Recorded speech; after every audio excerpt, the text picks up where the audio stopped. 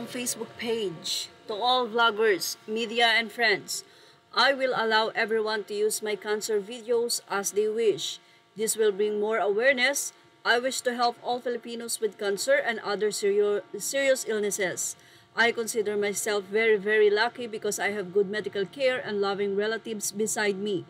But what stresses, angers, and hurts me the most is that I know millions of Filipinos can never avail of such treatment. I cry for this justice. If God will grant me a miraculous healing for my huge 16 cm sarcoma, I will spend the rest of my remaining days fighting and lobbying for our poor countrymen. Finally, even if you bash and hurt me, I will still help you. My love for all Filipinos is unconditional. May God give me the chance to prove it to you once and for all. Doc Willie Ong. Ni Doc Ong ay binahagi nga niya ang sakit na kanyang nararamdaman September 7 sa simula ng gamutan nito. Makikita din na napakalaki na nga ng ipinayat ni Doc Willie Ong. Tanggap din ni Doc Willie Ong kung ano ang mangyayari sa kanya dahil na rin daw sa laki ng bukol na mayroon siya sa likod at ito nga ay ang sarcoma cancer. Ayon din kay Doc Ong, kung marami ang magpipray sa kanya, sigurado na siya ay gagaling.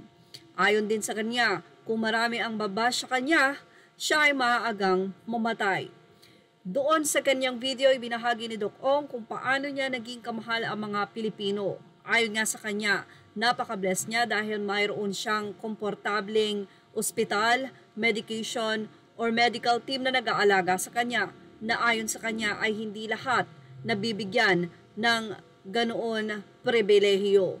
Marami sa mga Pinoy ang namamatay ng hindi naalagaan. Kaya naman ayon sa kanya, kung bibigyan siya ng pagkakataon, ay gagawin niya ang kanyang best upang mapaglingkuran ang kanyang bayan at ang mamamayan nito.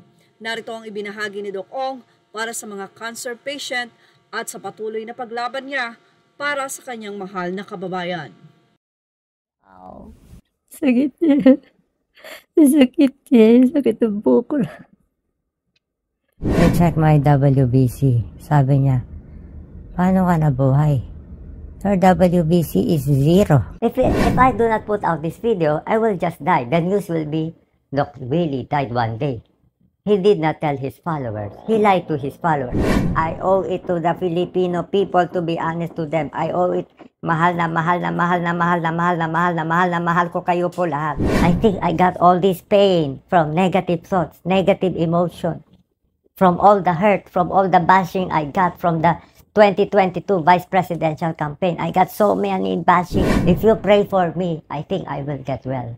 If you keep on bashing me, I think I will die. Hindi nyo naiintindihan kado ko kayong kamahal. Bawat takbo ko para po sa inyo, hindi para sa akin. Anong ginawa nyo? Binas nyo na ako ng binas. Sumaba sobrang loob ko. May isang basher nagsabi sa akin, Doc Willie, even if you run 10 times again and again, you will lose again and again and again. What did I do to you? Why do you hate me so much? I saw my mom. My mom died. Nandun siya. Kinukuha na niya ako eh. Readmitted ako. Talaga namang malaking kawalan ang nasabing doktor dahil sa kanyang lubos at taus-pusong pagtulong ng libre sa mga Pilipino. Yan ang ating Showbiz Snap update. Thank you for watching. Images and videos are all credit to Doc Ong YouTube channel. Thank you for watching Showbiz Snap. Please watch the full video on Doc Ong YT.